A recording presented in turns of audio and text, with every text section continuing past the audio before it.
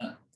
Si vous avez des questions, n'hésitez surtout pas, en espérant que je puisse pouvoir vous y répondre. Auquel cas, si telle est la question et de nécessiter plus de recherche, je prendrai des notes et on se recontactera. Donc là, la DSN et ses actualités pour 2023, l'actualité est riche, vu tous les événements, la DSN évolue, et pour l'année 2023, je vais vous parler donc du suivi DSN, du tableau de bord pour les tiers déclarants, du guichet unique. Alors, on va en parler un peu vite fait, mais bon, sans doute que vous êtes au courant que les entreprises rencontrent beaucoup de difficultés pour s'immatriculer, modifier, voire se radier. Le bonus-malus d'assurance chômage, et le renoncement au projet de transfert à GRCARCO, et enfin les actualités au niveau des effectifs qui concernent notamment la BETH et la CFPTA.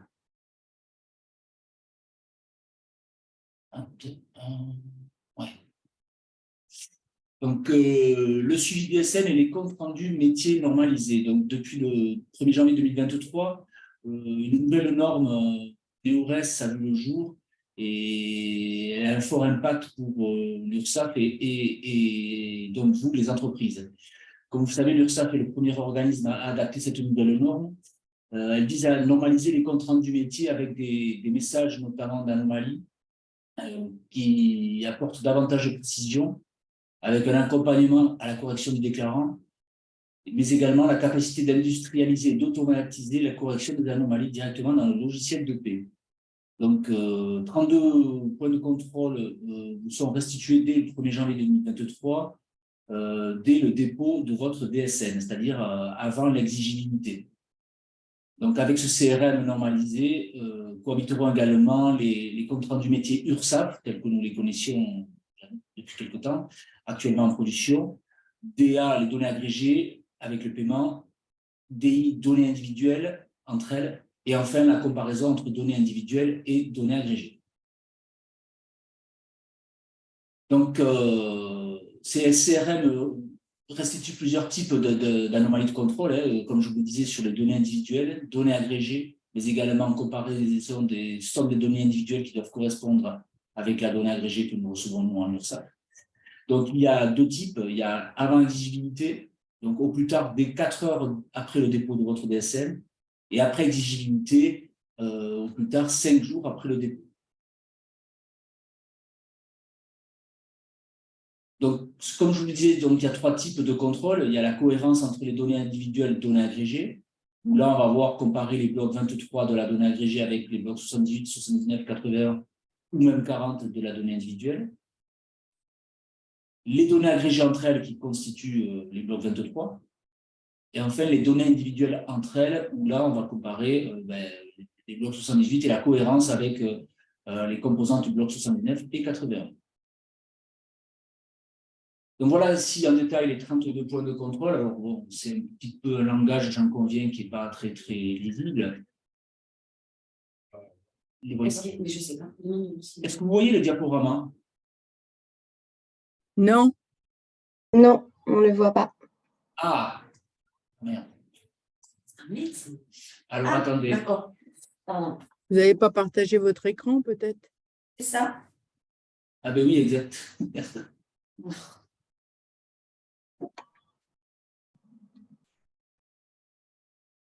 On l'aura en fin de... Oui, pas de souci, je vous l'enverrai. Ah, super. C'est bon? Vous le voyez? Oui. Oui.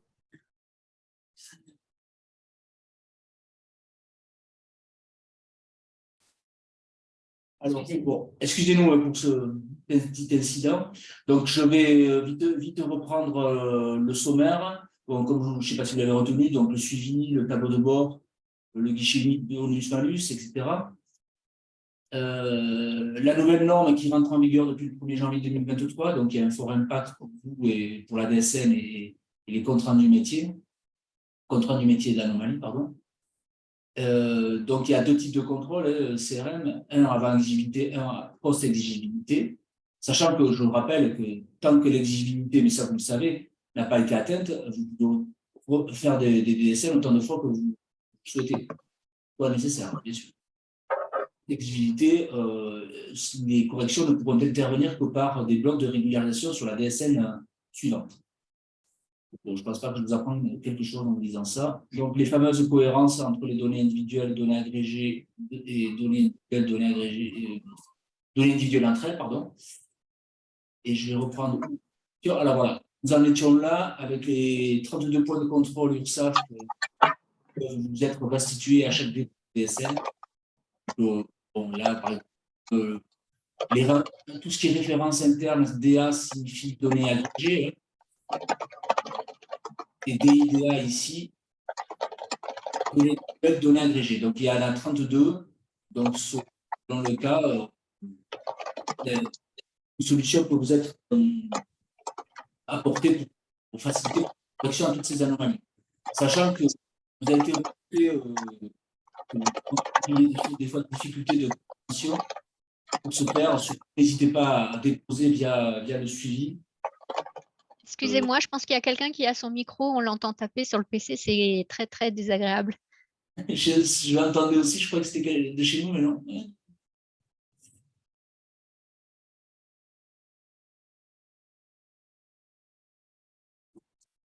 C'est bon? Oui, donc je vous disais que le suivi DSN, vous pouvez accéder directement via l'espace en ligne à toute question éventuelle et que nous essaierons de vous accompagner pour la correction. Alors, je sais également que souvent, dès le dépôt de la DSN, constatez que la DSN, elle est OK. Donc, derrière, vous n'avez pas forcément le temps d'aller vérifier s'il est compte rendu, il y a des anomalies ou pas. Bon, bien sûr que je comprends, hein, vous êtes limité dans le temps de la clôture de l'exercice de clôture de la paix. Mais bon, tout ceci, on essaie, nous aussi de notre côté, d'essayer au maximum d'aider parce qu'il faut bien comprendre que derrière l'impact que ça a, c'est l'impact de données individuelles sur les salariés et sur éventuellement les droits à la retraite. Chose aujourd'hui que donc, vous avez sans doute fortement entendu parler. Donc voilà, tout ceci a des impacts assez conséquents. Alors, la cinématique de fiabilisation à compter du 1er janvier 2023. Donc, avec cette nouvelle norme, le mois M, avant activité, vous avez la possibilité de déposer, donc avec un compte rendu métier qui vous sera délivré H+4, avec tous les différents points de contrôle qui sont balayés par le système. Il y a toujours les mêmes types de compte rendu métier qu'il y avait au préalable depuis quelques années. Cela, il perdure, mais les nouveaux, aujourd'hui, sont que, en fait, il y a les données individuelles qui rentrent en jeu, plus qu'auparavant. Je ne sais pas si vous savez, mais vous avez dû sans doute recevoir des courriers de campagne de fiabilisation que nous opérons depuis l'année 2019, maintenant, où nous revenions en arrière, sur 6 mois en arrière, par exemple, où, grâce à un requêtage, on constatait des anomalies sur les données individuelles. Maintenant, avec ces nouveaux contrats du métier, on se les rencontre de suite. Et donc, ça permet une correction plus rapide et non pas de devoir revenir en arrière, souvent difficile, d'autant plus qu'il y a des risques de changement de logiciel, changement d'éditeur, changement de cabinet également. Donc là, maintenant, ces contrats du métier permettent une correction immédiate. Donc, il y a les comptes rendus métier de rappel. Ils vont être en juillet N au titre de janvier à juin N. Donc, ça sera à partir de juillet 2024. Et enfin, plus tard, les comptes rendus métier annuels en mars N plus 1. Bon, tout ceci, ce sont des projets. On vous les signale, mais pour le moment, ce n'est pas encore mis en place. Sachant que il est prévu à terme les DSL de substitution. Je vous en parle, mais pour le moment, ce n'est pas encore le cas. C'est pour les cotisants qui seraient défaillants dans la fourniture de la DSL. Et donc, si plusieurs taxations d'office émergent, à ce moment-là, on pourra faire une DSL de substitution. Mais ce n'est pas encore le cas, c'est à l'horizon 2024. Pour chaque DSL, sur les points de droite, il y a un compte rendu métier instantané Il y a toujours le compte rendu métier de cotisation de télépaiement qui est 61, qui est celui qui existait déjà depuis 2019-2020. Et le compte rendu métier de données nominatif, c'est celui-là le nouveau. Donc en 2023, contrôle URSSAF sur toutes les entreprises. En 2024, contrôle URSSAF et également Agir Carco, toutes les entreprises. Sachant que même si le recouvrement des cotisations de retraite complémentaire a été annulé, voire reporté, nous conservons quand même malgré tout les contrôles. Voilà. Voilà pour ce qui était du suivi des SN. Enfin, le tableau de bord pour les tiers déclarants. Alors, je suppose qu'ici, ce ne sont que des entreprises qui ne passent pas avec des cabinets d'experts comptables, donc je ne vais pas trop vous embêter avec ça, mais sachez que ça existait. Cela vous permet également, ce tableau de bord, d'avoir un suivi dans toutes vos demandes, questionnements, également un indicateur de messages non lus. Voilà, c'est une sorte d'interface qui a été mise en place pour les cabinets d'experts comptables essentiellement. Je vous en parle parce que je ne savais pas trop si au sein de peut-être que des experts comptables pouvaient être présents à notre webinaire. Si nous, enfin moi je suis cabinet d'expertise. D'accord, donc vous avez déjà peut-être eu affaire à ce tableau de bord ou pas du tout? Si, un peu, mais c'est vrai qu'on ne l'a pas modulé pour l'instant. Ouais. Bah, disons que maintenant, via l'espace en ligne, vous pouvez poser une question en nous écrivant. On est censé vous répondre, je dis bien on est censé. Bon, on a toujours un peu de retard, hein, il faut le dire, hein, mais on est censé vous répondre immédiatement, plus rapide que si vous adressez un courrier, ou alors encore pire si vous tentez de nous joindre par téléphone. Je ne cache pas que c'est très difficile, j'en conviens. Donc, pour plus d'informations, vous avez les fiches pratiques et vous savez ce qui vous savez dédié. Vous pouvez suivre également tout ce qui est instance, paiement, etc., etc. Bien.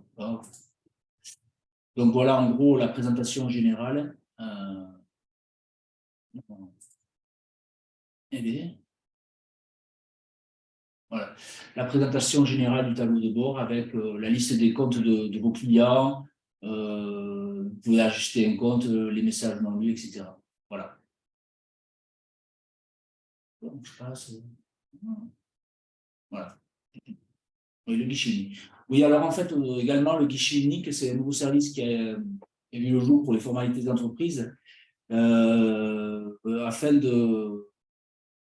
Les formalités, je parle administratives. Donc, je vous en parle même tout en sachant que depuis le début de l'année, INPI, ça ne fonctionne pas ou mal. Mais bon, voilà. C'est un peu notre croix, cheval de bataille, mais bon, sachant qu'à ce jour, on a repris les anciennes procédures, si ma mémoire est bonne. Bon, ça devrait s'améliorer avec l'INPI, qui a été l'organisme pour lequel s'est vu attribuer cette nouvelle formalité, sachant que, je vous rappelle, nous, l'URSSAF, nous étions positionnés parce que nous pensions être les plus à même à être les plus compétents, mais visiblement, l'État a choisi l'INPI pour des raisons politiques, je pense, qui nous dépassent, afin de permettre la création, l'immatriculation, la modification et la radiation de toute personne physique ou morale. Je parle en tant qu'entreprise, bien sûr. Voilà. Quelques exceptions demeurent donc pour tout ce qui est praticiens auxiliaires médicaux. Pour les associations, c'est toujours le même cfe.ursaf.fr qui fonctionne également, etc. Pour les démarches de déclaration d'emploi d'un premier salarié ou d'un emploi de fin de salarié, le site ursaf.fr, lui, reste accessible. Pour ce qui est du bonus-malus d'assurance chômage, donc il a vu il est rentré suite en vigueur d'après la loi pour la liberté de choisir son avenir professionnel, c'est un décret relatif au régime d'assurance chômage.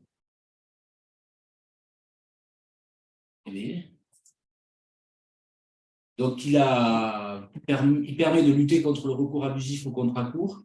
Donc, il a pour but d'inciter en fait les entreprises à proposer des contrats de travail CDI plutôt que de privilégier des CDD. Donc, il s'agit de responsabiliser les employeurs en les incitant à intégrer dans leur décision de recruter, de former ou de se séparer de salariés, les conséquences que celles-ci induisent sur le coût financier et social du chômage. Donc, le bonus-malus, il ne faut pas l'interpréter comme une charge ou un coût supplémentaire aux entreprises, mais vraiment, il permet également d'inciter et donc d'avoir un taux d'assurance chômage pouvant être réduit si elle rentre dans les paramètres que je vais détailler un peu plus loin. Donc, il devait être initialement mis en œuvre en 2021, mais pour des raisons que vous connaissez, notamment la crise sanitaire, il est rentré en vigueur qu'au 1er septembre 2022. Donc, il y a eu 3 étapes clés au calcul des taux. Donc, il y a d'abord la détermination du taux de séparation de l'entreprise, la détermination du taux de séparation médian du secteur de rattachement, et enfin le calcul du taux de contribution modulé de l'entreprise. Donc, le taux de séparation entreprise, c'est le nombre de séparations, c'est-à-dire le nombre de fins de contrat, par rapport à l'effectif moyen annuel de l'entreprise. Ça, ce taux, il est fixé à travers de vos DSN transmises de l'année 2021-2022. Il vous a été attribué et notifié. Le taux de séparation médian, lui, c'est une médiane des taux de séparation du secteur pondérée par la masse salariale du secteur. Donc, celui-là, il ne peut pas être contesté, il n'est pas opposable, puisqu'il est déterminé directement par les pouvoirs publics et c'est en fonction des secteurs et du national. Enfin, le taux de contribution modulé, c'est le taux de séparation de l'entreprise par rapport au taux de séparation médian. Donc, il y a un plafond qui est de 5,05% et un plancher qui est de 3%. À l'heure d'aujourd'hui, la cotisation d'assurance chômage elle est à 4,05%. Donc, vous voyez, vous pouvez être bénéficiaire si vous êtes en dessous de 4,05, comme par contre déficitaire si vous êtes au-delà.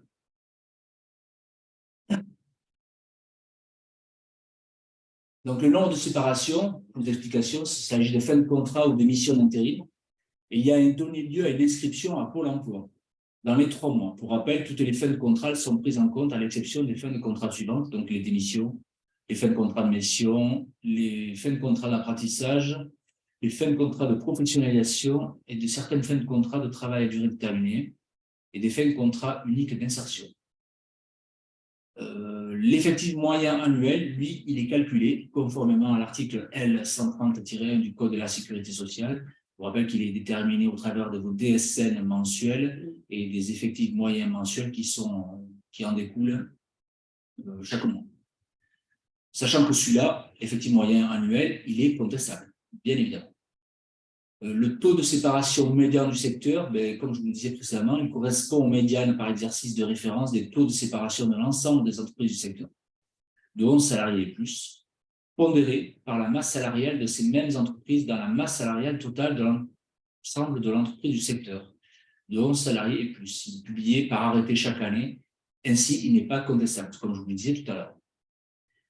Et enfin, chaque exercice de référence correspond à une année civile, hormis pour les 2 premières modulations, 2022 et 2023, qui sont en année glissante, comme vous avez pu le constater. Donc, au 1er septembre 2022, vous avez été vu notifier un taux d'assurance chômage bonus-malus, qui en fait s'est calculé au travers de la période du 1er juillet 2021 au 30 juin 2022. Et celui que vous avez actuellement en vigueur dans les DSN de 2023, il est calculé au travers de la période glissante du 1er juillet 2022 au 30 juin 2023. Donc, l'exercice de référence est la période prise en compte pour la détermination des éléments du calcul, l'effectif moyen annuel et le nombre de séparations. Sachant que le nombre de séparations, nous-mêmes, nous ne sommes pas en capacité de le connaître. Seul Pôle emploi, actuellement, reste l'organisme compétent pour le connaître et nous le diffuser. Donc, la synthèse des années de référence, donc, comme vous le savez, vous voyez, les 2 premières années, année 1, année 2, c'est en période glissante, donc qui couvre 2 années civiles. Et c'est pour ce faire qu'on a dû intégrer non pas tellement l'effectif moyen annuel de l'année civile, par exemple de l'année 2021, mais une partie de l'année 2021 et une partie de l'année 2022. Donc, pour ce faire, ça a été donc, la base de référence, un effectif moyen annuel intermédiaire. Donc, le 1er septembre 2022, l'application du taux modulé par les employeurs. Et là, au 1er août prochain, vous voudrez attribuer un nouveau taux en fonction du nombre de séparations dont vous avez pu connaître et de votre nouvel effectif moyen annuel. Et ainsi de suite pour retrouver des années en dernière année, une année qui démarrera depuis le 1er janvier 2023 jusqu'au 31 décembre 2025 pour une application du taux modulé par les employeurs au 1er janvier 2026. Alors, je sais que ce document est un peu compliqué à comprendre. Bon, pour le moment, les années 3, 4, 5 suivantes, on a le temps de voir venir. Mais voilà, c'est un taux qui vous est attribué, qui peut vous réduire les cotisations, condition bien sûr que vous n'aviez pas à faire face à des fins de contrat, mais souvent, ce n'est pas de votre fait, mais des démissions, c'est des fins de, voilà, selon l'actualité. Donc, il y a des contrats qui sont exclus de ce dispositif de modulation. Donc, je ne vais pas tous vous les détailler, parce que c'est un peu long, mais c'est surtout il y a un article, bon, sachant que je pourrais vous délivrer ce support en fin de séance, pour que vous puissiez vous en servir si besoin dans quelques temps. Mais ça, il faut le savoir qu'il y a des contrats qui sont exclus. Donc, il y a également, pour la première modulation de septembre 2022 à août 2023, les entreprises les plus touchées par la crise sanitaire, donc qui sont bien sûr, qui n'ont la liste des secteurs S1 qui ont été temporairement exclus de l'application du bonus-malus. Donc, tout ce qui est hébergement et restauration, transport, entreposage, etc., etc. Ainsi, pour la seconde modulation, donc à partir de septembre 2023 à août 2024, ces entreprises-là, elles rentreront dans le champ d'application du bonus-malus. Tout ça, cela fait suite à la crise sanitaire. Donc, il y a eu, ces secteurs-là ont été fortement impactés. Donc, les modalités de déclaratif en DSN, bien sûr, ça a un impact sur vos DSN, et notamment au niveau des codes de type personnel. Donc, pour tout ce qui est la maille individuelle, il n'y a aucun changement. Ça reste dans les blocs 78 avec la période à renseigner, début de date de période de rattachement avec date de fin de période de rattachement et le montant de la base. En bloc cotisation, là, ce sera pareil, ça ne change pas. Le taux, lui, sera renseigné dès lors que vous connaîtrez. Mais ça n'a pas de grand changement par rapport à ce que vous opériez auparavant. En revanche, la maille agrégée, lui, le code type personnel, ce n'est plus le 772, qui reste toujours en vigueur, puisque vous pouvez avoir les deux, hein, et selon les types de salariés, il y en a qui sont exclus. Mais là, le code type personnel approprié qu'il sera à utiliser, c'est bien le 725. Vous l'appliquez déjà, j'imagine, depuis le 1er septembre 2022. Mais là, toujours pareil, c'est un qualifiant d'assiette 920, taux de modulé propre à l'entreprise, le montant de l'assiette et la cotisation, elle se calcule en fonction du taux. La gestion des contestations. Les contestations portent principalement sur les éléments constitutifs du calcul du taux. Pour mémoire, la notification du taux sera envoyée en septembre 2022. Bon, certains d'entre vous ont pu se voir attribuer un nouveau taux en décembre qui a été recalculé. Mais quoi qu'il en soit, vous êtes avisé de ce changement. Il est possible aux entreprises de contester ce taux en s'appuyant sur un des éléments suivants, donc l'effectif moyen annuel, le nombre de séparations. Alors, je sais que beaucoup d'entreprises nous ont sollicité pour connaître ce nombre de séparations, mais nous-mêmes, nous n'avions pas la possibilité ni les compétences de diffuser ces informations, puisque seul Pôle emploi les connaît. Et enfin, l'activité principale de l'exercice qui peut être contestée également, parce que souvent on s'aperçoit que l'INSEE vous a attribué un code APE qui a pu évoluer dans le temps et qui n'est peut-être plus du tout à jour. On s'en est rendu compte notamment pendant la crise sanitaire où beaucoup d'entreprises ont été touchées et se croyaient dans le secteur S1 alors qu'en fait, officiellement, elles ne l'étaient pas. Donc voilà. Et enfin, l'identification de conventions collectives qui, lui, selon votre convention collective, hélas, ce n'est pas de c'est pas de notre ressort non plus, c'est avec les conventions collectives. Je rappelle, le taux de séparation médian, lui, il n'est pas contestable car il est défini par arrêté. Donc là, je vais être très, très bref également sur l'annulation du transfert des cotisations de retraite complémentaires. Donc, comme vous l'avez sans doute pu le voir, dans le cadre du projet de la loi rectificative du financement de la sécurité sociale devant porter la réforme des retraites, et à la suite des négociations avec les groupes parlementaires en vue d'un accord sur le projet de texte, le gouvernement a renoncé donc au projet de transfert de collecte des cotisations de retraite complémentaires. Donc, nous avions travaillé toute l'année 2022 à des tests pour recouvrer ces cotisations de retraite complémentaires. Je parle des tests au sein de l'URSSAF. Et donc, tout ceci s'est vu en un coup de main balayé suite à des décisions politiques qui nous dépassent et qui ont sans doute fait. Voilà, pour le moment, c'est annulé, mais nous verrons si c'est reporté ou pas. En revanche, à ce jour, nous maintenons la fiabilisation de la réduction générale pour les cotisations de sécurité sociale et de retraite complémentaire. Nous parlons maintenant de l'actualité au niveau des effectifs. Donc, au titre de l'année d'exercice 2022, l'URSSAF calculera et mettra à disposition de l'entreprise avant le 15 mars 2023. Ça, c'est déjà un peu passé. Tout ce qui est effectif moyen annuel, classique, mais également l'effectif moyen annuel pour l'obligation d'emploi des travailleurs handicapés, l'effectif moyen annuel pour les bénéficiaires à l'obligation d'emploi des travailleurs handicapés, et enfin l'effectif moyen annuel ECAP. Tout ce qui est en lien, vous pouvez aller sur le lien, ce lien vous renvoie sur ursac.fr pour tout ce qui est obligation d'emploi de travailleurs handicapés. Mais il y a également l'EMA spécifique, CSA, pardon, qui est spécifique participant à la détermination du taux d'alternant, dénominateur de ce taux et de la recevabilité de la contribution supplémentaire à l'apprentissage. Ça, c'est tout nouveau, c'est 2023. Et l'EMA CFIP, qui correspond à l'EMA des contrats favorisant l'insertion professionnelle participant à la détermination du taux d'alternant, numérateur de ce taux, et de la redevabilité à la contribution supplémentaire à l'apprentissage. Tout ceci, c'est pour inciter à l'apprentissage au sein des entreprises. Donc, voilà, en gros, je vous ai fait un petit détail du déroulé, comment ça va se passer. Donc, notification des effectifs 2022, bon, ça c'est déjà arrivé carrément. Par contre, tout ce qui est DOTH, la déclaration sur la DSN, les noms. Donc, ça va s'opérer, donc c'est imminent, c'est dans l'échéance du 5 et du 15 mai. Nous avons vraiment eu des questions, notamment pour les entreprises qui sont ravives. Et enfin, la déclaration à la contribution supplémentaire à l'apprentissage de l'année 2022 sur la DSN de mars, donc sur les exigibilités des 5 et 15 avril.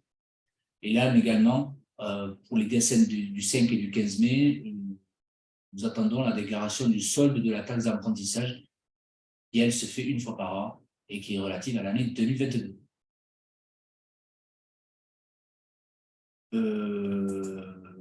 Est-ce que vous avez des questions? J'ai peut-être été un peu rapide parce que je ne connaissais pas trop en webinaire le temps.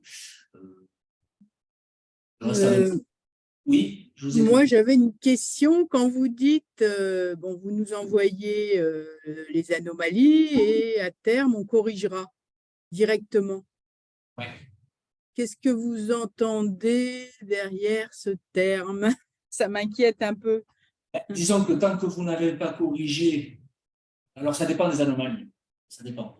Mais si il s'agit d'anomalies sur les données individuelles, tant que vous n'avez pas corrigé, j'ai peur que l'anomalie se réitère les mois suivants. Parce que souvent, elles impactent le paramétrage de l'outil. Donc, le paramétrage de l'outil, lui, il ne se fait plus souvent par les éditeurs. Et donc, si une anomalie apparaît un mois, alors, ça, étant donné que c'est nouveau, si ça se trouve, cette anomalie, elle existait déjà auparavant. Mais comme c'est tout nouveau, on nous la constate et on nous la révèle que maintenant. Le problème, il est là. Ouais. Mais c'est ça, voilà, et je sais que beaucoup d'entreprises rencontrent ces difficultés. Alors, ça dépend des anomalies dont il s'agit, mais là, moi, je ne vais pas vous renvoyer, mais on peut essayer de voir ensemble quel type d'anomalie c'est, mais c'est surtout voir avec l'éditeur, il y a peut-être un problème de paramétrage. Je ne sais pas de quel type d'anomalie. Oui. Voilà, c'est ça le danger.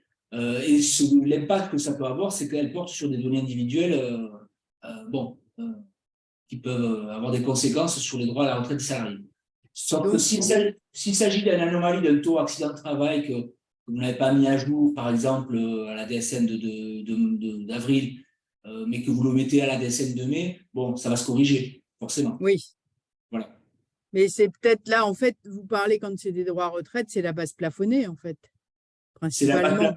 pas Ouais. que, c'est crash, ça peut avoir, par exemple, la quantité du temps de travail qui est peut-être pas bien renseignée, le paramétrage si c'est en heure ou en jour, vous avez le nombre, le temps de travail, il y a plein de choses comme ça. Et l'impact que ça a, ça peut porter sur la réduction générale patronale des cotisations, la réduction générale des cotisations.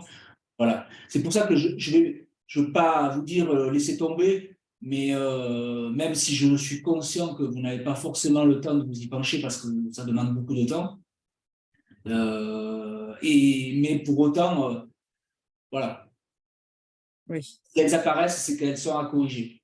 Mais la plupart du temps, ça n'a pas d'impact sur les données agrégées de l'URSSAF, on est bien d'accord. Hein. Ah, d'accord. Oui, d'accord. D'accord.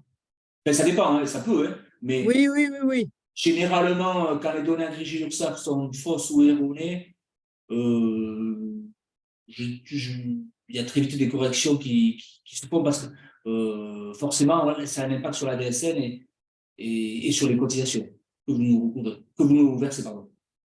D'accord. Voilà. Mais bon, si. En fait, il faut voir si elle se réitère tous les mois, c'est qu'il y a vraiment un problème de paramétrage. Et là, Oui. je vais vous renvoyer vers votre éditeur à vous rapprocher de lui et peut-être que c'est tout bête à corriger, peut-être que ça nécessite. Mais je sais qu'il y a beaucoup de demandes au niveau des éditeurs et eux aussi, c'est pas évident pour eux de comprendre parce que notre langage, souvent, il est un peu typique à la sécurité sociale, enfin, le recouvrement de ça. Et donc, pas toujours très clair, même si nous essayons de faire des efforts, hein, je ne vous cache pas. D'accord. Voilà. S'il vous plaît, Merci. bonjour. J'ai une question sur les effectifs de séparation, les taux de séparation. Alors, Ouais. j'ai bien compris que vous n'êtes pas en mesure de nous les justifier. Ouais. Il faut qu'on se rapproche de Pôle emploi, mais alors, Parce que si vous voulez, vous, lorsqu'un salarié a quitté votre entreprise parce qu'il était en fin de contrat, rien ne vous dit qu'il va aller s'inscrire à Pôle emploi. Non, et les intérimaires encore moins. Voilà. C'est pour ça que nous, les nombres de séparation, donc le taux, forcément, nous, on ne peut pas le connaître parce que nous-mêmes, nous ne connaissons pas cette information. Et seul Pôle emploi est en mesure, est en capacité de vous diffuser l'info. Mais par quel biais on peut contacter Pôle emploi parce que moi, j'ai envoyé des messages sur notre compte Pôle emploi. On n'est jamais en contact avec eux, en fait. Et même si vous… Ah ouais, d'accord. Et parce que du coup, vous avez un nombre de séparations qui vous semble très élevé par rapport à… Oui, qui est injustifiable. Il est injustifiable, ce taux de séparation. Et il me paraît très élevé par rapport à ce qui est calculé par nous. Donc, on n'arrive pas à avoir d'informations, de liste de personnel qui serait inscrit à Pôle emploi. Si ça se trouve, les sociétés d'intérim font aussi des erreurs. Enfin, un salarié qui va s'inscrire à Pôle emploi alors qu'il a une mission le lendemain, je trouve un petit peu fort d'avoir à subir. Logiquement, oui, mais bon, généralement, pourtant, parce qu'en plus, sur une période, c'est pas que sur un mois donné, quoi. Vous avez un taux de combien? Comment? Vous avez un taux de combien à peu près? Je ne l'ai plus, c'était en septembre, voilà, je ne l'ai plus en tête, mais on avait un taux qui était, bon, on avait un écart de 40 personnes peut-être. Ah oui, quand même. Ouais, Ah oui. ouais. Voilà. Ouais. Écoutez, je peux essayer de voir si j'ai. Alors moi, j'ai nous-mêmes l'inconvénient dans l'institut. Enfin, nous n'avons pas de contact avec Pôle emploi également. Vous dépendez de. Vous êtes sur Bayonne? Oui, on est sur Anglette, oui. Ok. Ouais, ouais. Alors, ce qu'on va essayer de faire, c'est éventuellement, j'allais vous demander à tous, de toute façon, de m'envoyer via le biais discussion perso, au moins votre adresse mail, afin que Olivier Lalanne et moi-même puissions vous envoyer et vous transmettre le diaporama sans oublier personne. Parce qu'il y a des personnes qui sont peut-être inscrites ou pas inscrites, et puis on n'a pas tous les noms d'utilisateurs qui s'affichent dans un premier temps. Et je vous invite donc du coup dans le fil de la discussion, et puis ou sinon à noter nos mails personnels, et vous nous faites parvenir à Olivier et moi-même un mail éventuellement avec votre demande d'un contact si nous avons vers Pôle emploi, et nous allons essayer de trouver quelqu'un.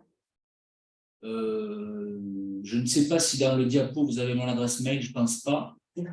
Je ne pense pas. Auquel cas, dans le cas du partenariat, je peux vous la donner. De toute manière, c'est simple. Les adresses mail URSSAF, c'est le prénom.le-nom@ursaf.fr. En l'occurrence, mon adresse mail, c'est olivier.lalanne@ursaf.fr. Lalanne avec 2 N.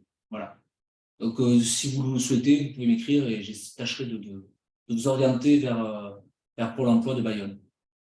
Parfait, merci beaucoup. Bon. Non, mais excuse, peut-être on a des questions. Ah oui. Alors, peut-on aller voir notre taux d'assurance chômage?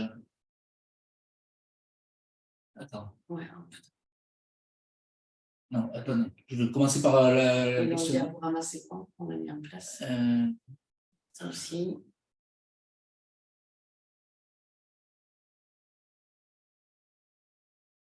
Je vois rien, moi. Attends. Voilà. Le diaporama, ça c'est vraiment placé. Ok. Voilà, comment contrôler que la fin d'un contrat a donné lieu à Ouais, donation. alors là, c'est ce que là, je suis pas en mesure je peux pas vous répondre non, également, mais seul Pôle emploi peut répondre, donc pareil, je vais tâcher de vous orienter vers Pôle emploi, mais alors sachant que si vous leur avez écrit via votre, je ne sais pas si vous avez un espace en ligne avec Pôle emploi, comme vous avez avec l'URSSAF ou la CEPAM, mais ils sont censés vous répondre si vous déposez une demande. Voilà. Bon. Comment contester cet effectif? Alors, l'effectif du coup, alors, selon les nombres de séparation qui vous sera diffusé, on verra en fonction pour l'effectif.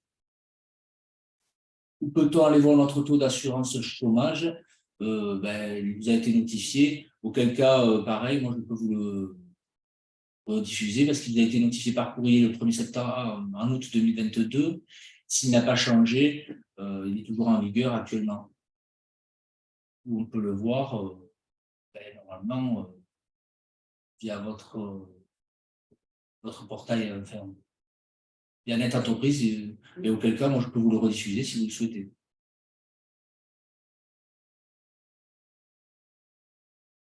C'est les adresses. Les adresses mail. Ouais, ok, d'abord.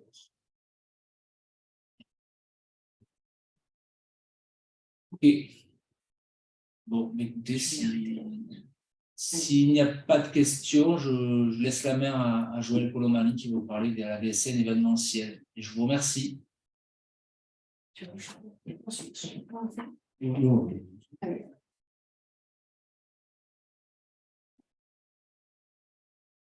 Donc, on va arrêter ce partage-là. Donc voilà, n'hésitez pas à nous faire parvenir vos questions, même si voilà, c'est un peu d'ordre général ou si c'est cas particulier. Olivier et moi, nous restons disponibles de toute façon pour y répondre au mieux. Okay. Alors, cette fois-ci, on ne va pas oublier de partager d'entrée l'écran, ce sera plus simple.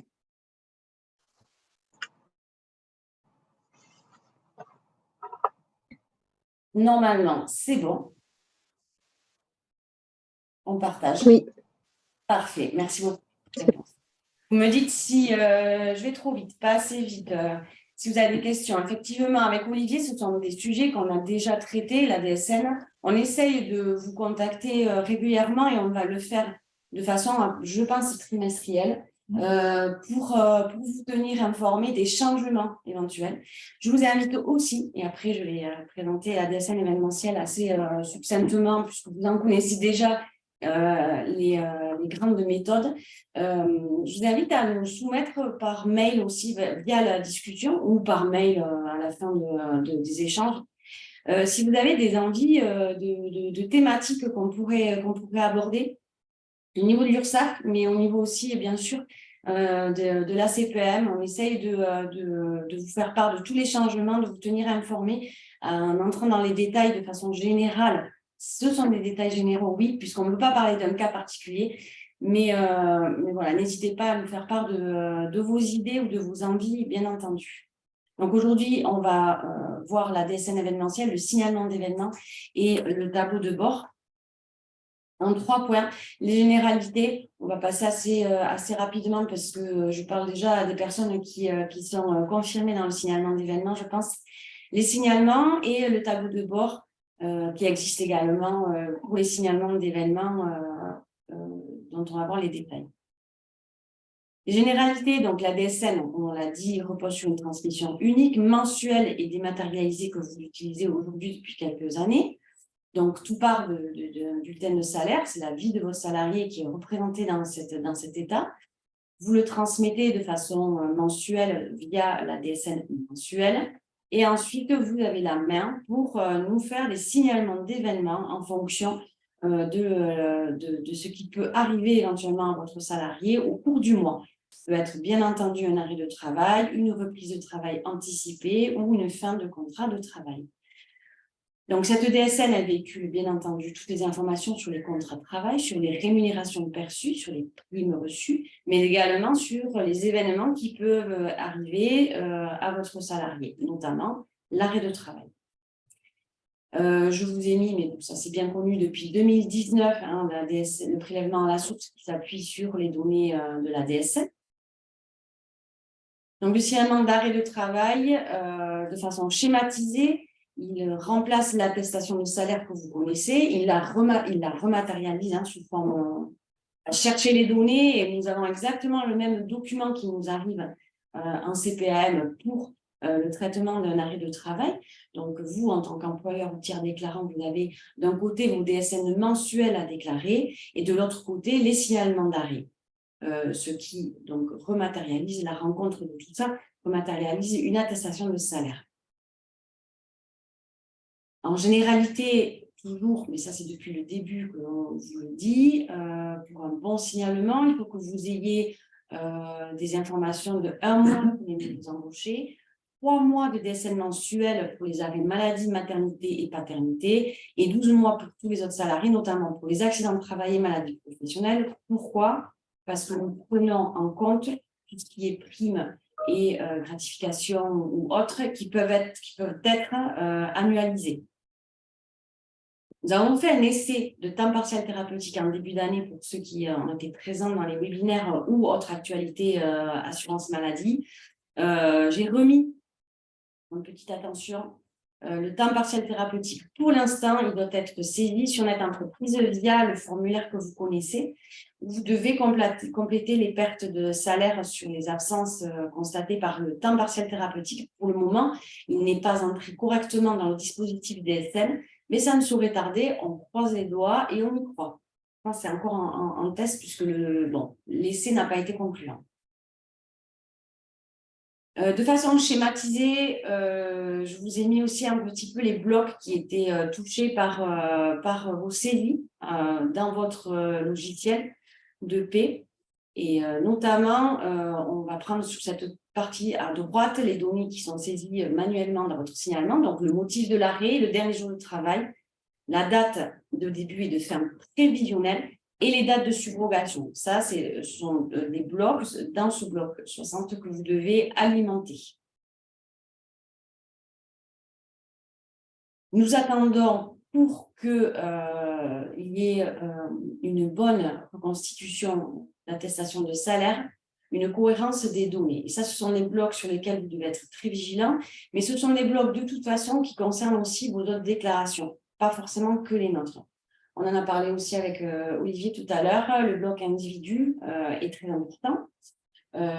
Donc, il concerne notamment toutes les informations que vous avez sur votre salarié, son nom, son prénom, sa date de naissance et lieu de naissance. Attention, j'insiste, parce qu'on a déjà eu le cas, votre DSN événementiel, votre signalement d'événement peut être bloqué. On peut avoir un bilan KO à cause d'un nom de famille qui ne serait pas à l'identique dans votre fichier et dans le nôtre. Donc, soyez vigilants lorsqu'il y a une personne dans votre effectif qui se marie ou qui, à l'inverse, divorce ou change de nom, tout simplement. Soyez vigilants, il faut que vraiment ce soit des données qui soient cohérentes entre les organismes. Ensuite, il y a le bloc contrat, changement d'activité. Et ensuite, bien sûr, tout ce qui concerne l'entreprise, c'est-à-dire le siège et l'établissement, c'est notamment le numéro SIRET qui doit être cohérent avec ce que vous avez, vous, dans vos fichiers en connaissance. Je fais un petit arrêt sur le NTT, comme on l'appelle, numéro technique temporaire. Aujourd'hui, nous essayons d'être au plus rapide pour avoir des numéros d'inscription au répertoire, le NIR, ce qu'on appelle plus communément le numéro d'immatriculation de sécurité sociale d'un salarié, d'un individu. Les laps de temps sont de plus en plus courts. Aujourd'hui, il y a même des voies dématérialisées pour s'inscrire à la CPM, pour s'affilier à la CPM. Donc, le numéro technique temporaire, il est là au cas où ce NIR, ce numéro d'immatriculation, ne soit pas encore connu et confirmé. À ce moment-là, c'est vous qui le constituez pour passer votre DSN. Dès qu'il y a une attribution, bien sûr, de numéro définitif, n'hésitez pas à le modifier de façon à ce que l'individu soit toujours connu dans votre effectif, mais que le numéro d'immatriculation soit conforme à celui connu par la CPM. Vous pouvez aller vérifier ce numéro d'immatriculation via le BIS, le bilan d'identification des salariés que vous retrouvez dans vos logiciels. Donc, c'est le bloc 30, individu, comme vous le voyez. Vous pouvez ici accéder au bilan de traitement. C'est un contrôle qui est réalisé sur l'ensemble des données qui sont transmises. Donc, comme je vous le disais, le numéro d'immatriculation, le nom, le prénom, date et lieu de naissance, département de naissance et le pays de naissance. À l'issue de ce traitement, vous savez si votre salarié a un numéro confirmé et si nous l'avons en CPM. Là, on a vu un petit peu les généralités. Aujourd'hui, ce sont des gestes, j'imagine, que vous avez et des automatismes que vous avez lorsque vous vérifiez un numéro d'immatriculation ou lorsque vous insérez un nouveau contrat dans vos fichiers. Donc, ensuite, nous avons les signalements. Le point de départ d'un signalement, et là, je fais juste un petit rappel. C'est bien entendu l'envoi de l'arrêt de travail et donc du coup la réception de l'arrêt de travail en organisme CPM Bayonne notamment, puisqu'aujourd'hui on est confronté à des demandes de régularisation, peut-être que je l'ai eu fait avec certains d'entre vous, mais parce que vous vous rendez compte qu'il y a des arrêts de travail qui ne sont toujours pas indemnisés par nos services. Alors, il faut être conscient que le point de départ, c'est vraiment l'envoi de l'arrêt de travail. Ce volet 1 et 2 doit être envoyé par le médecin par voie dématérialisée si il utilise la carte digitale directement pour nous faire parvenir les volets 1 et 2, ou par votre salarié. C'est-à-dire que nombre de fois, nous n'avons pas connaissance d'un arrêt de travail et vous vous retrouvez avec les 3 volets en main, c'est-à-dire que votre salarié vous dépose délicatement l'information, ce qui est très bien, Sauf que le volet 1 et 2, il est à déposer à la CPAM. C'est à lui, normalement, à chacun de vos salariés, de déposer à l'organisme dont il dépend les volets 1 et 2. Puisque jusqu'alors, il y avait des dispositions qui avaient été prises par rapport à la période de Covid, qui permettaient de ne plus sanctionner forcément de façon assez droite et automatique les non-respect des délais d'envoi. Aujourd'hui, nous avons repris les sanctions qui sont de nouveau mises en circulation. On va dire que ces sanctions sont également valables en cas de subrogation. Donc, votre salarié peut avoir un maintien de salaire s'il oublie de nous envoyer les volets 1 et 2 et que l'arrêt de travail n'est pas indemnisé en temps et en heure, il nous l'envoie de façon postérieure à la date de fin. L'avis d'arrêt de travail, l'indemnisation ne sera pas possible, même si vous pratiquez la subrogation. Donc, le volet 3, je le rappelle, puisque depuis le début de l'année, du coup, j'ai quelques entreprises et cabinets comptables qui nous envoient le volet 3, pouvoir indemniser des arrêts. Ce n'est pas recevable pour l'indemnisation des arrêts de travail.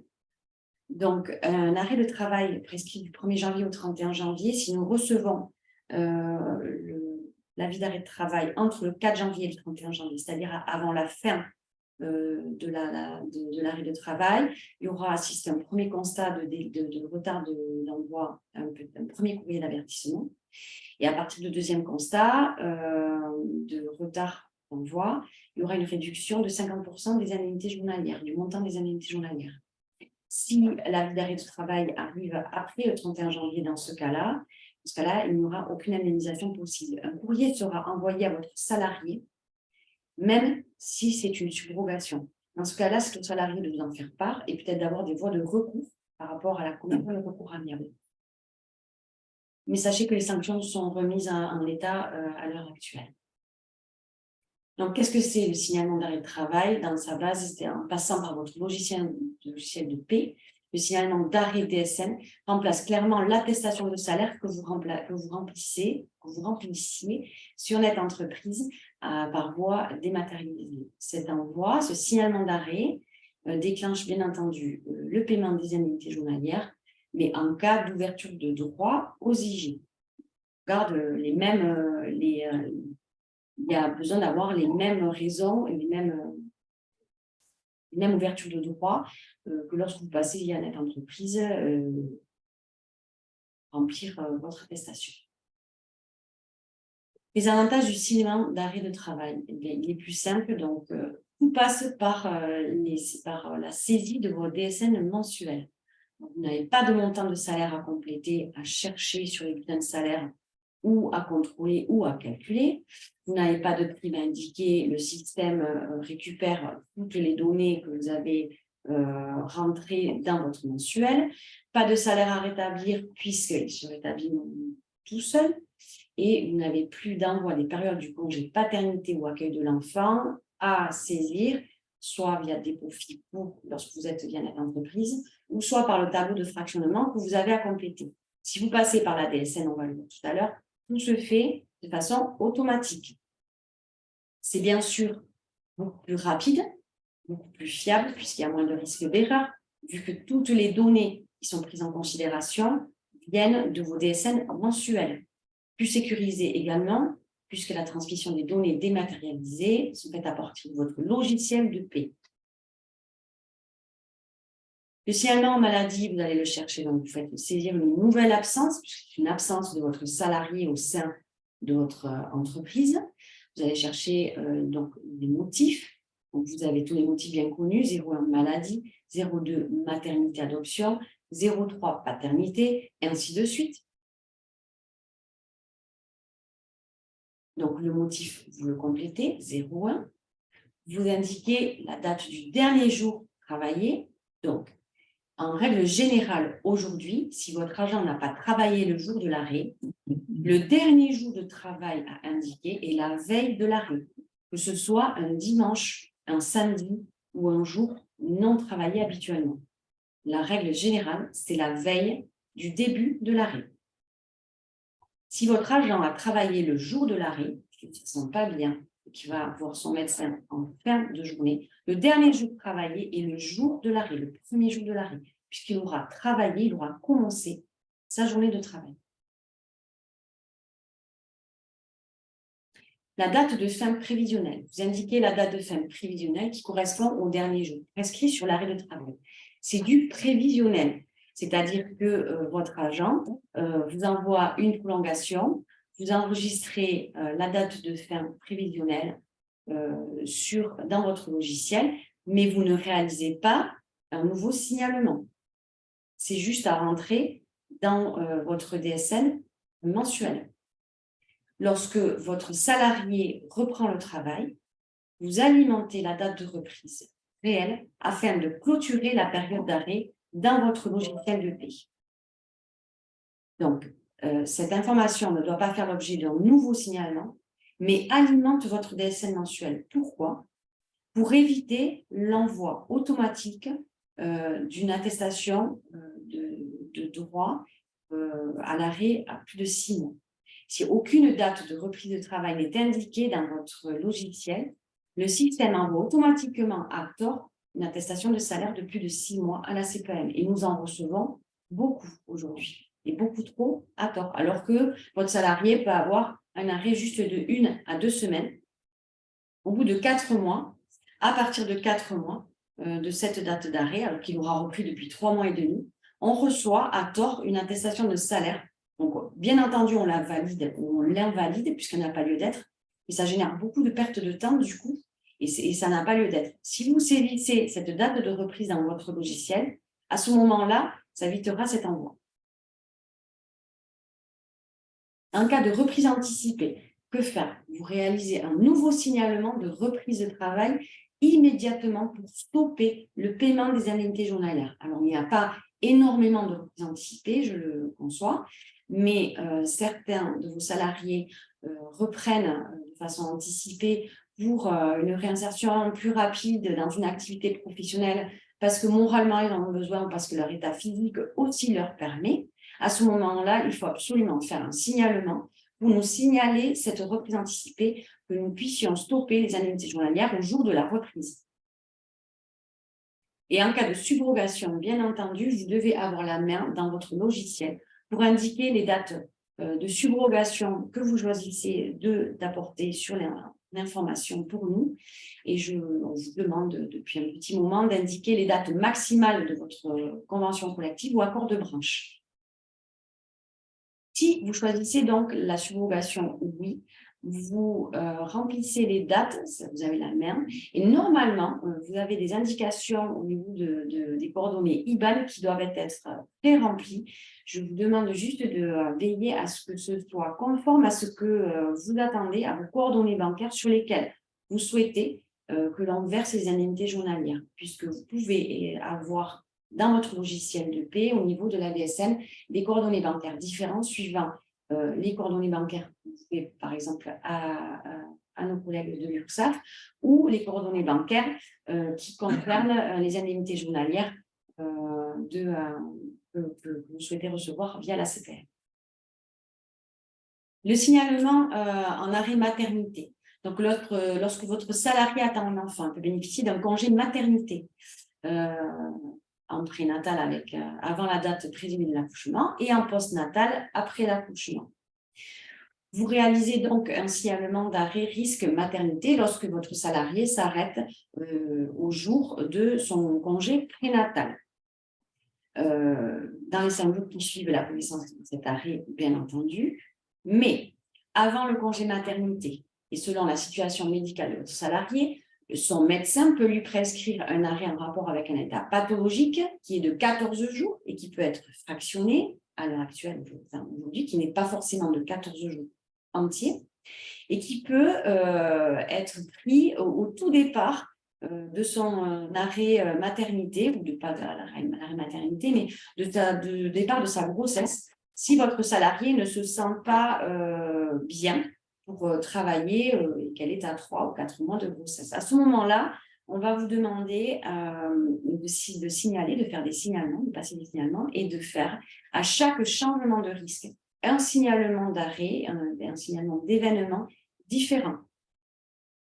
Donc, en cas de changement de risque, maladie, maternité, je vous ai mis un petit exemple, vous pouvez avoir un arrêt maladie, suivi du congé pathologique, puisque la personne va voir son médecin et le médecin va conclure à une difficulté de faire son activité professionnelle liée à sa grossesse, donc il va cocher le congé pathologique. Ensuite, on va repartir sur un arrêt maladie avant que votre salarié puisse prendre son congé maternité légal, prénatal.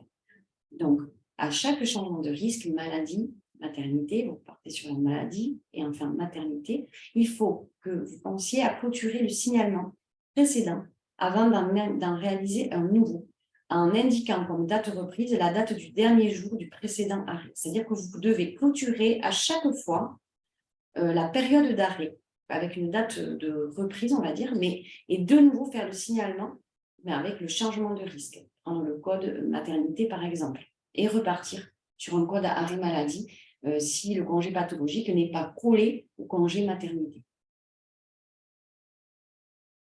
Le signalement pour l'arrêt paternité, donc il doit être pris au jour de la naissance ou au lendemain. Il peut être pris aussi en plusieurs fois, comme vous le savez aujourd'hui. L'avantage de saisir le signalement d'arrêt paternité, vous n'avez pas à envoyer de tableau de fractionnement ou le tableau via des profils par net entreprise. En DSN, les dates du congé paternité sont aspirées du signalement que vous transmettez. D'accord ? La seule chose que vous avez à transmettre éventuellement si les heureux parents, comme on dit, ne l'ont pas fait, vous devez envoyer, si vous l'avez en votre possession, l'extrait d'acte de naissance via le compte entreprise. Compte entreprise qui est un nouveau téléservice qui se trouve sur Net Entreprise et qui vous permet de transmettre toutes les pièces jointes qui à faire à vos transmissions d'événements, c'est-à-dire aux arrêts de travail. Ça peut être donc un extrait d'acte de naissance dans ce cas-là, mais c'est également un RIB, si vous voulez transmettre le RIB de votre entreprise. Ça peut être des bulletins de salaire si besoin. Du coup, vous pouvez vous servir de ce nouveau téléservice que vous retrouvez sur Net Entreprise.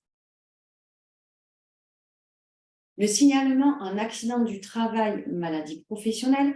Pour les maladies professionnelles et accidents du travail, trajet, un seul signalement aujourd'hui génère 2 attestations. Une attestation en maladie et une attestation en accident de travail, maladie professionnelle. Pourquoi ? Pour permettre le paiement des indemnités journalières provisionnelles, c'est-à-dire au risque maladie ordinaire, en attendant que le dossier de maladie professionnelle ou accident de travail soit instruit. Si, bien entendu, une reconnaissance de l'accident de travail, trajet ou maladie professionnelle est envisagée et est envoyée, notifiée, on va dire, à ce moment-là, la personne, le gestionnaire du dossier, fera une régularisation, se fera automatiquement sur le montant de l'indemnité journalière, bien entendu, puisque le montant est supérieur dans le risque professionnel, accident de travail, maladie professionnelle. Donc, le signalement d'arrêt DSN est plus simple, puisque vous n'avez pas de montant de salaire à compléter ou à calculer. Vous n'avez pas de prime à indiquer, puisque tout ça, le système va le chercher dans vos déclarations mensuelles, et pas de salaire rétabli à saisir. Le système prend tous les éléments dans la DSN mensuelle une fois de plus.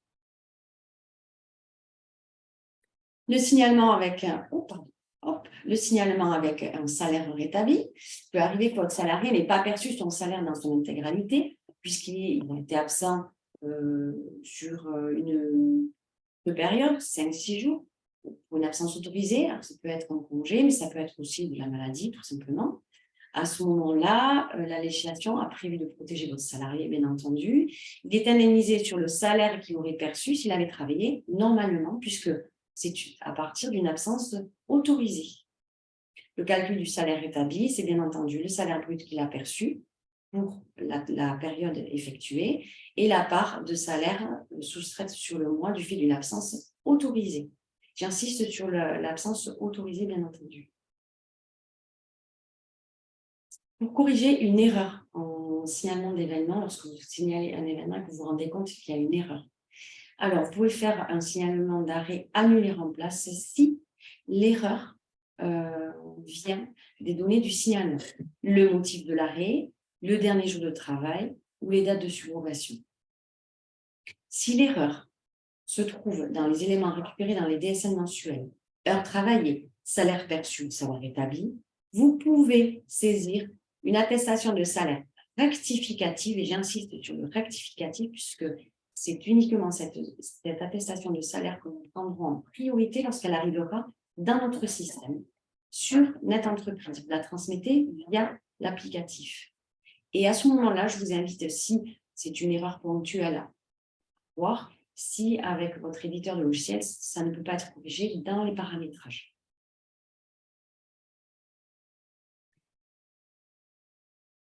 Lorsque vous faites des signalements d'événements, comme les DSN mensuels, vous avez à votre disposition, bien entendu, un tableau de bord. Ce tableau de bord est un élément essentiel pour vous assurer du bon déroulement des opérations pour le dépôt de la DSN mensuelle et du signalement d'arrêt. Vous pouvez donc avoir accès à ce tableau de bord soit via NetEntreprise ou soit via votre logiciel de paie directement. Ces fonctions sont simples. Il vous permet de consulter les informations liées à vous, entreprise, et vous permet de déposer DSN mensuel et signalement d'événements. Il vous permet d'effectuer le suivi de ces signalements et l'état de vos DSN mensuels et signalements d'événements. Il vous permet donc de consulter tous les retours d'informations, les certificats de conformité et les bilans d'anomalies, ce dont on parlait tout à l'heure, bilan KO, bilan OK, et les comptes rendus métiers, ce qu'on appelle les CRM, voilà, dans le petit langage de raccourci que vous retrouvez des fois sur nos diaporamas. Donc, ce sont les comptes rendus métiers pour l'URSSAF, pour le Pôle emploi, on en a parlé tout à l'heure, et bien entendu, organismes complémentaires et CPM. Et vous permet également, ce tableau de bord, d'accéder aux services complémentaires, les services plus proposés, donc du coup, par tous les organismes de sécurité sociale. La consultation du tableau de bord se fait via NetEntreprise. Vous pouvez y accéder en cliquant et en faisant une sélection ici, par exemple, sélectionnant les signalements d'événements. Là, vous pouvez sélectionner les dates ou vous pouvez afficher tout, bien entendu. Cela vous donne le détail de ce que vous aurez déposé en arrêt de travail et vous faites rechercher. Ici, vous retrouvez ce que vous avez fait avec, ici en loupe, le signalement d'événements conforme.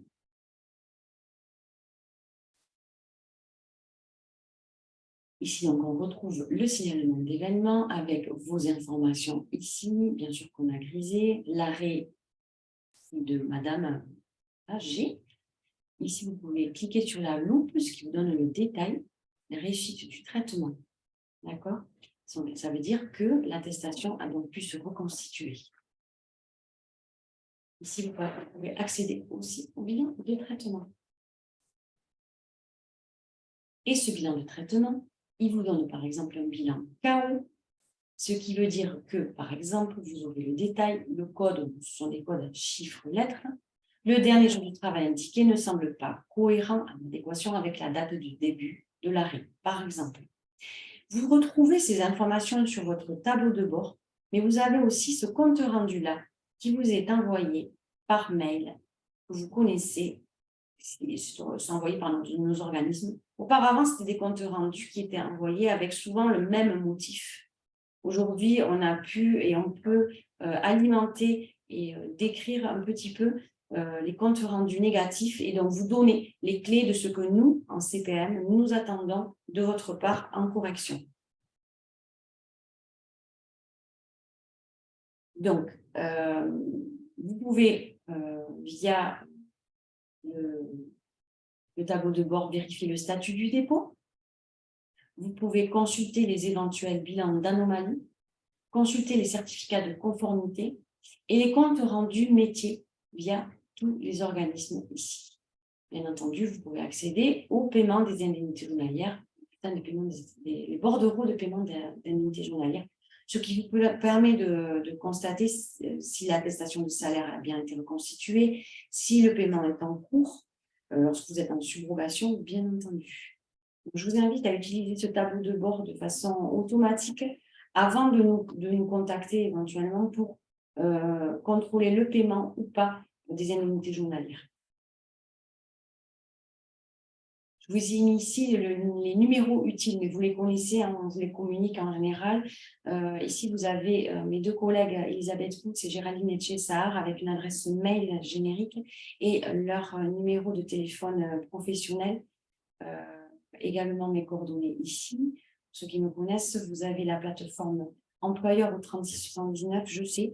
Alors, avant que vous me le disiez, c'est une plateforme qui, aujourd'hui, connaît peut-être un peu des lenteurs au niveau du délai de réponse et nous nous en excusons vraiment. Donc, c'est la raison pour laquelle aussi que nous nous permettons de vous donner nos contacts personnels, professionnels, on va dire, pour que vous puissiez nous contacter si besoin. Et bien sûr, les sites web. Je vous remets ici le dépôt PG, hein, le compte entreprise que vous pouvez utiliser.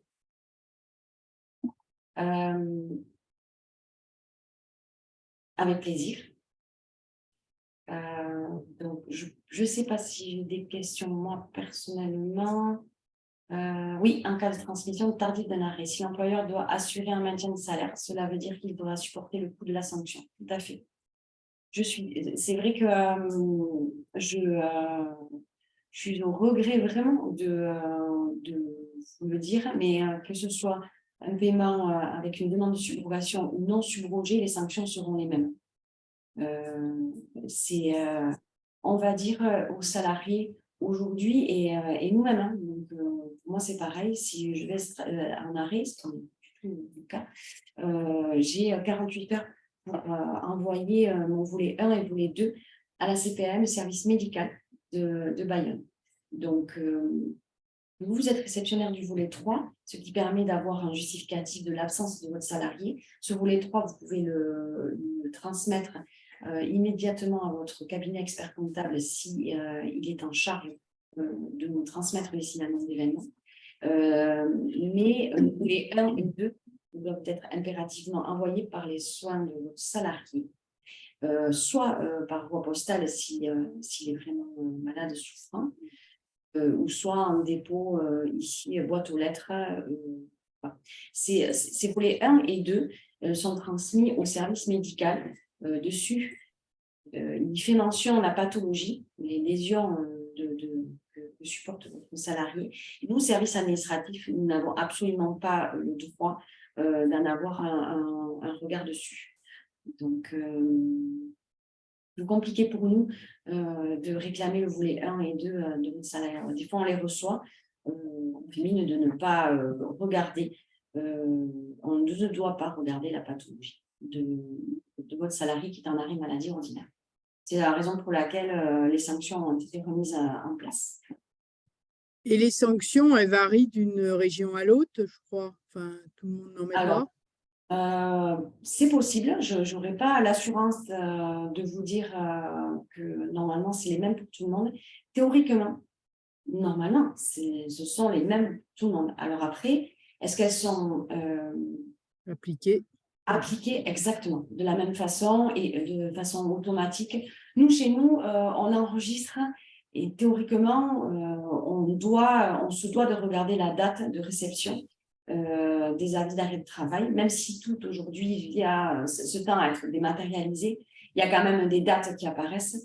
Donc, le médecin est censé transmettre par voie dématérialisée. C'est pour ça que, de toute façon, les médecins sont très sensibilisés pour aujourd'hui transmettre les arrêts de travail via leur logiciel, de toute façon, puisque ça leur permet de plaquer l'information dans nos CPM, qu'elles soient diverses et variées. Là, par contre, c'est pour tout le monde pareil. Et ces applicatifs-là, qui sont les logiciels qui sont mis à disposition des professionnels de santé, leur permettent de ne pas connaître de retard de délai d'envoi. Et nous en sommes informés et tout roule. C'est-à-dire que là, aujourd'hui, dans un monde merveilleux, l'arrêt de travail peut être indemnisé à J+3, quoi. Donc, ce qui n'est pas forcément le cas, je l'entends. Après, c'est à chacun de vos salariés d'être aussi un petit peu... qui prennent connaissance quand même des sanctions qui peuvent exister. Et voilà, là aujourd'hui, je ne vous cache pas, avant la période de Covid, où ces sanctions-là étaient existantes, on m'avait demandé de venir dans des entreprises avec des effectifs conséquents aussi, hein, de venir remettre un petit peu la puce à l'oreille à chacun des salariés. Et certaines entreprises ont décidé de leur mettre un peu la pression avec la notion de subrogation. Donc, elles ne sont pas forcément en droit de le faire, hein, mais ça peut faire peur aussi. Oui, mais du coup, quand est-ce que tous les médecins enverront systématiquement dématérialisé? Parce que c'est ça la solution. Alors, la solution, elle est bien là. Je suis d'accord avec vous. De plus en plus le font, mais c'est à chaque médecin, on leur laisse le choix en fait. Ils ne sont pas, il n'y a pas un caractère obligatoire. Tout comme le signalement d'événements. Tant la DSN mensuelle, c'est quelque chose qui a été imposé et c'est quelque chose qui roule du coup très bien. Autant chaque médecin a son équipement, il fait le choix avec des aides, bien entendu. Hein. Voilà, on ne va pas rentrer dans les détails, mais les médecins sont sollicités et il n'y a pas de caractère obligatoire, mais ils ont quand même été accompagnés et ils le sont toujours. On a des équipes ici qui font le tour de tous les médecins pour vraiment les motiver à aller dans ce sens-là. Donc, de plus en plus de médecins sont dans cette pratique, donc on va y arriver. Mais c'est vrai qu'aujourd'hui, il y a encore des arrêts de travail papier. Et ça, malheureusement, c'est... Mais on connaît de moins en moins quand même de retard, je trouve, enfin, de sanctions, mais de moins en moins, je trouve. Ça D'accord. Sinon, je voulais soulever un problème au niveau des DSN événementiels. C'est Oui. pour les gens qui rentrent, voilà, par exemple, je rentre début mai dans l'entreprise et je suis malade tout de suite. Ouais. On dit qu'on ne peut pas faire de DSN événementiel tant que le salarié n'a pas été déclaré dans une DSN mensuelle. Ouais. Donc, c'est bloquant. Donc là, vous nous conseillez quoi? De faire l'attestation sur Net Entreprise? Tout à fait. Via la dématérialisation, prenez surtout la dématérialisation, parce qu'aujourd'hui, le papier, ça reste vraiment cas unique. Voilà, c'est quand il n'y a pas de numéro SIRET connu, c'est du domicile, c'est voilà. Mais Net Entreprise reste vraiment accessible, sachant qu'on fait une parenthèse sur la nouvelle embauche, on est bien d'accord. Aujourd'hui, il n'y a plus de salaire rétabli à indiquer, on est à 0. Donc, je vous incite vraiment à prendre en compte la notion de subrogation et donc de maintien de salaire. Soyez vraiment vigilants à maintenir le salaire peut-être à partir du M+3 au mois 4, on va dire, puisque les 3 premiers mois, si votre salarié a un arrêt de travail sur le mois de l'embauche ou sur le mois d'après, on va rétablir éventuellement le salaire du mois de l'embauche, et encore. Mais mettons, votre salarié il est embauché au mois d'avril, il est en arrêt au mois d'avril également. Le mois de janvier, février, mars, qui vont servir à calculer l'indemnité journalière, ne vont pas être pris de votre entreprise. Et donc, du coup, si vous subrogez, si vous faites une subrogation, ce sera à 0. Et en fait, nous, on va lui demander son activité antérieure à son embauche, janvier, février, mars. Il aura travaillé dans un autre établissement que le vôtre. On va lui servir une indemnité journalière si, bien sûr, ses droits sont ouverts, mais on va lui servir sur son compte bancaire à lui. Même si... ça c'est... c'est la nouvelle législation depuis... je sais. Après, c'est ça que je fais vraiment une parenthèse pour les personnes qui ne sont pas forcément encore au courant, parce que j'ai de plus en plus de questions et d'étonnements sur ça. Voilà. Pourtant, on l'a présenté sur Amélie, vous retrouvez toutes les informations. C'est vrai que vous ne passez pas votre vie sur amélie.fr, donc c'est pour ça que voilà, ce genre d'échange comme ça, de webinaire, ça me permet de vous faire, par exemple, ce petit rappel. Et après, il y a quand même un autre cas. des gens qui sont là depuis longtemps. Je suis malade début mai. Il faut savoir que les PME, on a l'échéance du 15. Donc, j'ai toujours pas fait ma DSN du mois d'avril parce que j'ai jusqu'au 15 mai. Du coup, quand on fait une DSN événementielle le 8 mai, bah, elle est KO parce que vous ne pouvez pas aller chercher le salaire d'avril. On ne l'a pas déclaré. Ouais, mais là, vous pouvez les passer au 16. Ouais, mais du coup, ça décale le paiement. Quand il n'y a pas subrogation, on prend 1 semaine ou 2 semaines dans la vue, en fait. Donc, est-ce qu'on peut le faire quand même sur Net Entreprise, ces cas-là Oui, oui, bien sûr. Bien sûr. Parce qu'en fait, c'est un vrai problème pour Pôle emploi, les événementiels fin de contrat. On a embarqué le dernier mois pour éviter ce problème et je trouve qu'on devrait le faire dans les DSN événementiels arrêt de travail parce que c'est un vrai problème quand même ça. Quand il n'y a pas de subro, bah, le salarié, tant qu'on n'a pas fait notre DSN au 15, s'il est malade tout début, bah, il aura du mal à être payé à la fin du mois. Il sera payé à la fin du mois de toute façon, puisque la DSN, c'est un traitement à J+1. Si tout va bien, très franchement, si la DSN est très bien complétée, justement, qu'elle est alimentée par les mensuels qui sont, voilà, de toute façon, il n'y aura pas un manquement, voilà, il n'y aura pas un mois qui sautera, ça c'est sûr. Mais,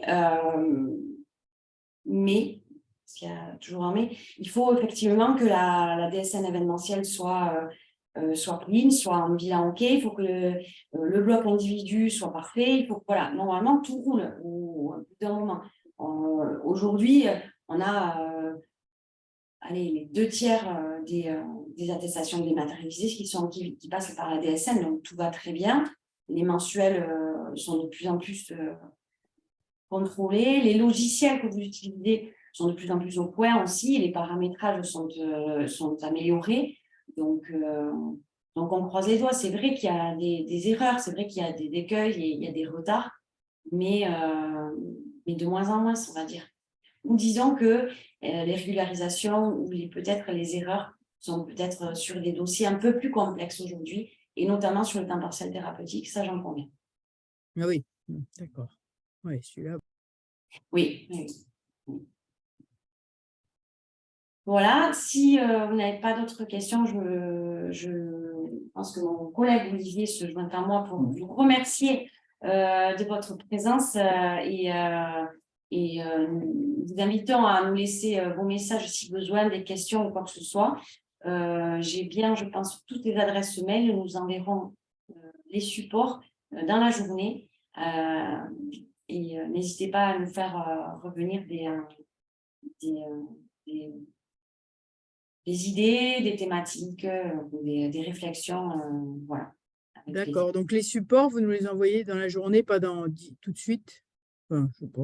Dans la journée, là, le temps que je reprenne la main dans mon bureau, que je récupère toutes les adresses mail, vous les aurez dans la journée. Il n'y a pas de souci avant midi. D'accord. Pas de problème. Très bien, merci. Je vous en prie, avec plaisir. Donc, voilà, si... non, très content pour ce premier webinaire de partenariat qui va être le premier d'une longue série. C'est ça.